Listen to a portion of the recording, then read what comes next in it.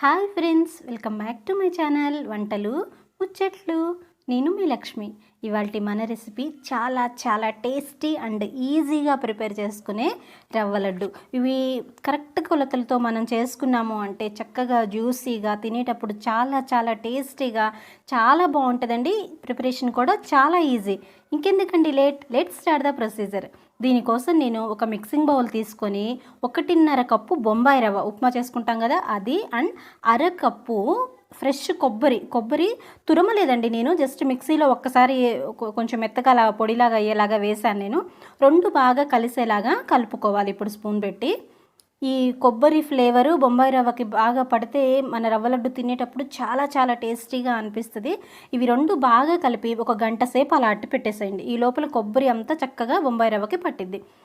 ఒక గంట అయిన తర్వాత స్టవ్ పెట్టుకొని కడాయిలో 3 స్పూన్ల నెయ్యి వేసుకొని కొన్ని జీడిపప్పులు వేయించుకున్నాను నేను. ఇప్పుడు ఇందులోనే మనం ఆల్రెడీ ప్రిపేర్ చేసి ఉంచుకున్నాం కదా బొంబాయి రవ్వను కొబ్బరి మిశ్రమాన్ని, దాన్ని ఇందులోకి వేసి వేయించుకోవాలి.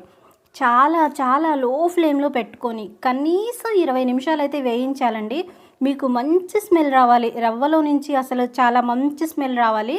అంతవరకు మనం లో ఫ్లేమ్లో పెట్టుకొని అలా కలుపుతూ వేయించాల్సిందే ఖచ్చితంగా. వేగిద్ది కదా అని చెప్పేసి పక్కకు వెళ్ళి అస్సలు కొంచెం కూడా మాడకూడదు. అండ్ చాలా చాలా సిమ్లో పెట్టుకొని మంచి అరోమా వచ్చే వరకు చిన్నగా వేయించుకుందాం. ఈ లోపల పక్కన స్టవ్ మీద ఇంకొక గిన్నె తీసుకొని పంచదార పాకం రెడీ చేసుకుందామండి. గిన్నెలో 1 కప్పు పంచదార, ఒక చిన్న గ్లాసు నీళ్లు, పంచదార మునిగే వరకు అనుకోండి, ఒక చిన్న గ్లాసు నీళ్లు. కొలతలు అయితే మాత్రం పక్కా గుర్తుపెట్టుకోవాలండి. అలా చేసుకుంటే మనకి రవ్వ లడ్డు పర్ఫెక్ట్గా వస్తుంది. లేకపోతే రవ్వ లడ్డు కాస్త రాళ్ళ లడ్డుగా అయిపోయే ఛాన్స్ ఉంటుంది. ఓకేనా అండి.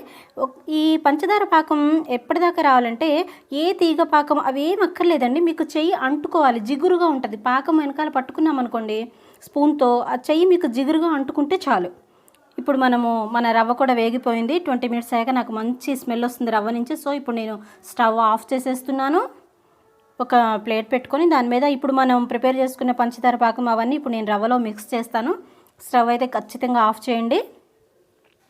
ఇప్పుడు నేను ప్రిపేర్ చేసుకున్న పంచదార పాకాన్ని ఇందులో వేస్తున్నాను రవ్వలో. అండ్ దీంతో పాటుగా ఒక 2 స్పూన్ల ఇలాచీ పౌడరు, యాలకుల పొడి కూడా ఇందులో యాడ్ చేస్తున్నాను. ఇదంతా రవ్వకి బాగా పట్టేలాగా ఒకసారి చక్కగా కలుపుకొని కొంచెం చల్లారేదాకా వెయిట్ చేయాలండి. పంచదార పాకం ఇప్పుడే కదా మనం వేసాం, చాలా వేడిగా ఉంటుంది. కాబట్టి ఒక్క 10 నిమిషాలు మీరు అట్లా ఆగారు అంటే పంచదార పాకము రవ్వకి అంతా పట్టుకొని ఇదంతా చల్లగా అయిపోయింది. కాబట్టి ఒక్క 10 మినిట్స్ వెయిట్ చేయండి.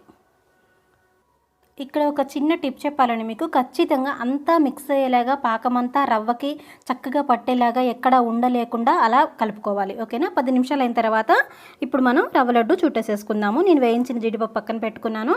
జీడిపప్పు వేయించిన ప్లేట్లో నుంచే కొంచెం చేయిలా అనుకుంటే కొంచెం నెయ్యి, చేతికి కొంచెం నెయ్యి అప్లై చేసుకోండి. ఇప్పుడు ఈజీగా రవ్వ లడ్డు చుట్టేసేయచ్చు. చూసారా, చాలా ఈజీగా రవ్వ లడ్డు ప్రిపేర్ అయిపోతుందండి. ఒకవేళ మీరు మరీ లేట్ చేసి ఒకవేళ ఇది లడ్డూలాగా మీకు చుట్టడం కష్టం అవుతుంది, ఎక్కడైనా రావట్లేదు అని అనుకుంటే ఒక 2 స్పూన్ల కాచి చల్లార్చిన పాలు యాడ్ చేసుకోండి. అంతేనండి. అప్పుడు మీకు రవ్వ లడ్డు చుట్టడం ఈజీ.